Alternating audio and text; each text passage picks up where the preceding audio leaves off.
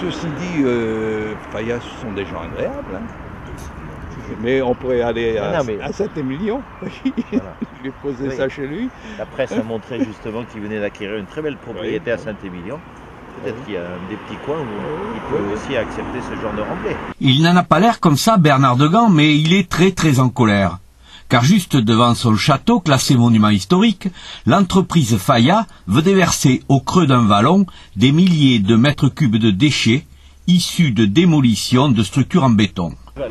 Marc Aviner, le maire de Sallebeuf, conduit la fronde des voisins face à un projet défiant toute logique écologique.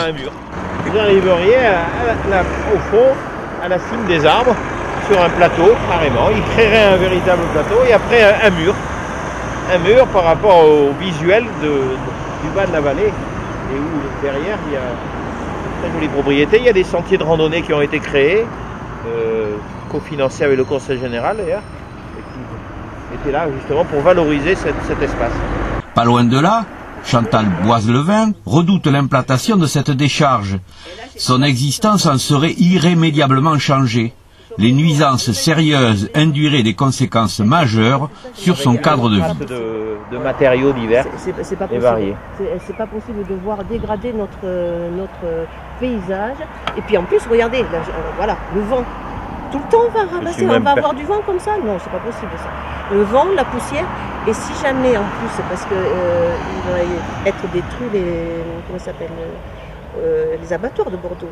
Si jamais ils viennent déposer le béton, tout ça qui est voilà, avec toutes les odeurs de sang, ce que ça peut amener au niveau rats, tout ça, tous ces désagréments, les odeurs et tout ça, non. Franchement, non. Ici, c'est pas possible. Ailleurs, probablement qu'il y a des endroits où il n'y a pas d'habitation, où il n'y a pas de risque, enfin, des risques de pollution. C'est non aussi pour les risques de pollution, mais je veux dire, plus éloigné d'endroits où il y a des céréales, où il y a des gens, où il y a des risques d'accidents qui sont importants. C'est à peu près une trentaine de camions par jour. Et pendant 3 ans. Qui viendraient décharger. Mais bon, 30, ça peut être 40, 50. En fonction des chantiers qu'il y a sur l'agglomération bordelaise. Et comme madame le dit si bien, il y a quand même toutes les quais qui sont en rénovation, quai de la Souille, etc. Des anciens sites industriels où on sait très bien qu'il y a une pollution industrielle quand même forte. Contre ce projet et à juste titre. Marc Aviner a su activer son conseil municipal et les autorités compétentes, en particulier le préfet, pour qu'il stoppe un projet qui, si il venait à se concrétiser, défigurerait totalement 5 hectares de nature. Une pétition est disponible à la mairie de Sallebeuf pour ceux qui souhaitent apporter un soutien concret aux opposants à cette décharge.